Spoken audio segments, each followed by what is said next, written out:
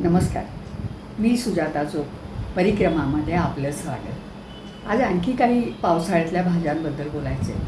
त्यापैकी भारंगी ही एक भाजी ज्याच्या जुड्या असतात आणि पानं साधारण अशी एक 7-8 इंच अशी असतात. ही भाजी पण जंगलातच उगवते, आपोआप उगवते. त्याला तुरे पण येतात, त्याला फुलं पण येतात, पण साधारणपणे पानांचीच भाजी जास्त प्रमाणात केली जाते. ती भाजी अशी करतात की ती आणायची, जुड्या येतात त्याच्यात, ती त्याला एक प्रकारचं असं कडवटपणा थोडासा असतो. आता बघा, प्रत्येक भाजीला स्वतःची अशी चव, स्वतःचा वास हे सगळं निसर्गाने दिलेलं आहे आणि त्या त्या काळामध्ये ते जास्ती प्रमाणामध्ये. आता बघा, नोव्हेंबर डिसेंबरमध्ये कोबी फ्लॉवर आपल्याला आवडतो, पण आता तो नंतर मे महिना झाला की तो उग्र होतो. तसं ते निसर्गाचं चक्र असतं. त्यामुळे त्या ज्या भाज्या आहेत त्यांना प्रत्येकाला पावसाळ्यामध्ये एक विशिष्ट प्रकारची चव आणि गंध असं दोन्ही असतं. तर भारंगीला थोडीशी कडवट चव आहे. ती भारंगी आणली, भाजी आणली, ती धुवून वगैरे चिरून जरा जास्त तेल घालून हिरवी मिरची आणि ती भाजी फोडणीला टाकायची. ती टाकल्यानं आपली नेहमीची फोडणी म्हणजे मोहरी, हळद वगैरे, आणि थोडीशी परतल्यानंतर त्याला पाणी सुटतं, मीठ टाकायचं. मीठ घातल्यावर आम्ही मीठ कमी घालायचं, कारण ती भाजी अतिशय कमी होते. ती भाजी ज्याला मरते असं म्हणतो आपण त्याला, तशी ती खूप कमी भाजी होते. आणि मीठ घालायचं. मीठ घातल्यानंतर झाकण ठेवून ती शिजली की त्याच्यामध्ये तेल घातलेलं असतं जरा जास्तीचं, तर मग डाळीचं पीठ तर घालायचं एकतर, किंवा त्याच्यामध्ये मग शिजलेली डाळ घालायची आणि ती करायची भाजी.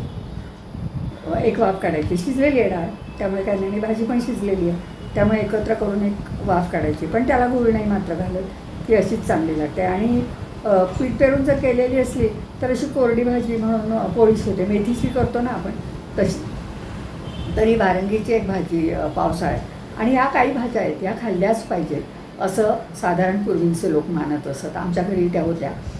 कोरळ या नावाची एक भाजी असते. अगदी कोवळी अशी पानं असतात आणि सागाच्या किंवा पळसाच्या पानामध्ये ती भाजी पुडा बांधून तो विकला जातो. अजूनही दातारला वगैरे मिळते कोरळ, बऱ्याच ठिकाणी मिळते. तर ती कोरळ एक भाजी असते. तिची पण म्हणजे प्रत्येक भाजी शिजली की त्याच्यामध्ये मग आपल्या आवडीप्रमाणे आपण काही घालतो. माणसं खूप असली तर मग आपण डाळ घालतो. मग भारंगीमध्ये सुद्धा आपण उकडलेले वाल घालतो, नाही घालतच नाही, पण याच्यामध्ये काही वेळेला भारंगीमध्ये आपण तुरीची डाळ भिजत घालायची आणि तीसुद्धा घालू शकतो. आधी फोडणीला डाळ घालायची, थोडीशी अशी शिजली डाळ वर पाणी ठेवून की मग त्याच्यामध्ये भारंगी टाकायची, मग दोन्ही मिळून ते शिजतं. अशी पण एक प्रकारची भारंगीची भाजी केली जाते.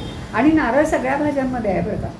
नारळ प्रत्येकामध्ये, आणि भाजी झाल्यानंतर घालायचं आहे. ते मी गेल्यावेळी पण नेलं, परत सांगते की भाजी झाल्यानंतर खरवडलेला नारळ घालायचा आणि बंद करायचा गॅस, चूल बंद करायची. कोरळच्या भाजीचं तसंच आहे. कोरळची भाजीसुद्धा पीठ पेरून तरी करायची, किंवा त्याच्यामध्ये पुन्हा डाळिंब्या वगैरे घालायचं. तर भारंगी झाली, कोरळ झाली. त्यानंतर खापरा नावाची एक भाजी असते, खापरा. आणि कौला म्हणायची. कौलाची पानं अशी बारीक चिंचेची पानं अगदी बारीक केली तर कशी असतील तशी ती दिसते कौलाची भाजी. आणि ती पण खूप कमी होते अगदी, म्हणजे अशी वाट्यावर मिळते. ती त्याच्या जुड्या नसतात, वाट्यावर मिळते. ती पण फार फोडणीला टाकल्यानंतर ह्या सगळ्या भाज्या करण्याची पद्धत, त्याच्यामध्ये कधी डाळीचं पीठ घालतो आपण, कधी आपण शिजलेले वाल घालतो, कधी आपण त्याच्यामध्ये तुरीची डाळ भिजत घालून थोडी शिजवून घेतो आणि ती घालतो, कधी कधी शेंगदाणे घालतो नुसते. त्याला काही आपण त्याच्याबरोबर घालावं, पण डाळीचं पीठ घालून केली तर या सगळी व्यंजनं घालायची, ती वाढते, भाजी वाढते, पुरायला हवी ना म्हणून. पण त्या औषधी भाज्या, या प्रत्येक भाजीला काही ना काहीतरी औषधी गुणधर्म आहेत. आता आपण बोलत होतो खापरा नावाच्या भाजीविषयी. तर खापराच्या भाजीला ती शिजल्यानंतर त्याला मातकट वास येतो, मातीचा. चव पण मातकटच असते. माती खाल्ल्यावर कशी लागेल तशी असते. पण ती खापराची भाजी पण पानं तोडून करायची असते, कोळी अशी मिळते ती, आणि ती करतो आपण. तर भारंगी, खापरा, त्यानंतर कौला नावाची जी आता मी म्हणाले चिंचेच्या पानांसाठी बारीक बारीक पानं, ती भाजी मिळते, ती करायची. या सगळ्या भाज्या पावसाळ्यामध्ये 1-1, 2-2, 3-3 वेळा. आता ते यावेळी मिळणार नाहीत तुम्हाला, कारण आता बाजारातल्या बहुतेक भारंगी परवा मला दिसली होती म्हणजे. आणि कुरडूची एक भाजी असते, ती तुम्हाला कहाणीतसुद्धा भेटेल बघा शनिवारच्या. ह्या सगळ्या ज्या भाज्या आहेत जुन्या काळातल्या, केनी कुरडूची, आता केनी म्हणजे माहीत नाही मला, पण कुरडूची भाजी मला माहिती आहे. आमच्या भागात कुरडूची भाजी केली जात नाही आमच्याकडे, त्यामुळे ती तशी मला माहिती नाही. पण केनी कुरडूची भाजी आणि भाकरी हे करण्याचं एक कहाण्यांमध्ये सोपा स्वयंपाक म्हणला जातो तो. आणि टाकळा पण आहे, टाकळ्याचं बी वाटून त्याचं उठणं टाईप, म्हणजे टाकळ्याचं बी वाटून करायचं असतं. काय अंगाला लावायचं आणि मग आंघोळ करायची. तर ह्या टाकळ्याचा उपयोग असा पण होतो. आणि आणखी एक भाजी आहे जी पावसाळ्याची नाही आहे, पण मला वेगळी आहे म्हणून मी सांगते. आता ती प्रदूषणामुळे मिळत नाही आपल्याकडे, फार कमी मिळते. आमच्या भागात या सगळ्या भाज्या का मिळतात, कारण वर डहाणू, पालघर, सफाळा हे सगळं आहे आणि तिथे डोंगर आणि जंगलं आहेत थोडी, त्यामुळे तिथे या सगळ्या भाज्या जंगलामध्ये होतात. त्या सगळ्या भाज्या आम्हाला आमच्याकडे विकायला येतात आणि आम्हाला मिळतात, त्या अजूनही मिळतात. त्यानंतर आता जे मी सांगणार आहे त्याचं नाव आहे माचूळ.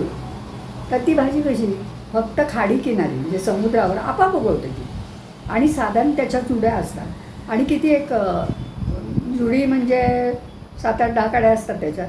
आणि ती भाजी आणल्यावर धुवायची, मुळासकट असते ती, मुळासकट उपटलेली असते, त्यामुळे ती स्वच्छ मुळा आणि ते धुवायची तशीच आणि पाण्यामध्ये उकडायची, उकळून घ्यायची. उकळून मुळासकट काढायची नाही अगोदर, कारण नाहीतर ती खराब होऊन जाईल. ती काढायची, उकळून झाली की मग त्याला जो तो गर असतो एक असा शेंगांसारखं असं, पण त्या शेंगा नसतात, तो त्या काडीभोवती लागलेला गर असतो भाजी.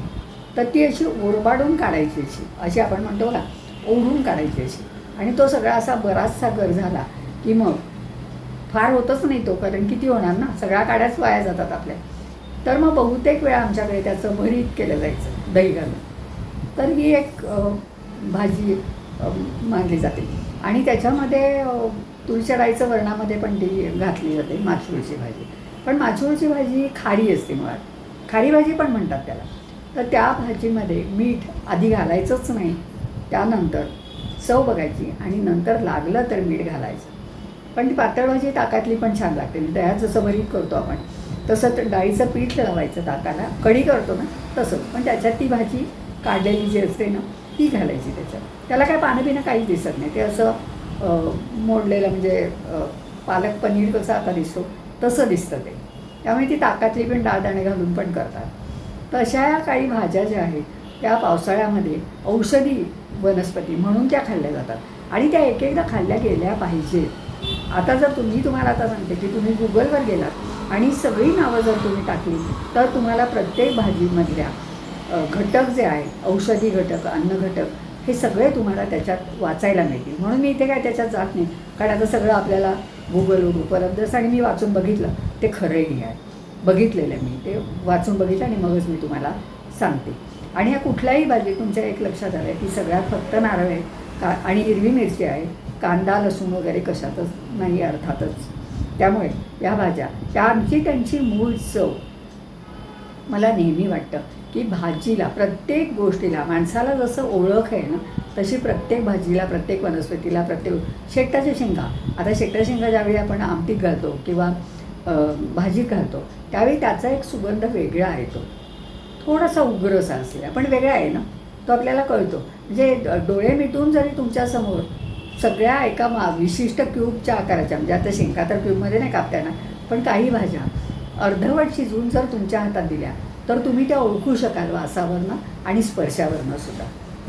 असं त्या प्रत्येक गोष्टीला काही ना काहीतरी ओळख निसर्गाने दिलेली आहे. सालं काढून जरी ठेवले तरी आपल्याला कळतं की हा दुधी आहे किंवा हा भोपळा आहे. आता भोपळ्याच्या वेळी पावसाळ्यात आता खूप मोठ्याने भोपळ्याला आधी फूल येतं, ते चांगलं असं मोठं फूल असतं, म्हणजे धोत्र्याची वगैरे कशी फुलं असतात तसं पिवळ्या रंगाचं फूल असतं. त्या भोपळ्याच्या फुलांची कधीकधी काही लोक भजी करतात, पण आमच्याकडे त्या कढीमध्ये टाकतात ती फुलं, कढीत टाकायची चिरून आणि चांगली लागतात ती. तर असं पण छोट्या भाज्या, छोट्या छोट्या गोष्टी आहेत या, पण त्या इतक्या कमी आहेत. म्हणजे आपण भारंगीच्या 2-3 जुड्या घेतल्यानं तर जेमतेम मी जसं गेल्यावर म्हणजे छोटीशी पातेली भरते तसं, कारण पानं आहेत ना सगळी, ती पानं शिजल्यानंतर कमी होतात.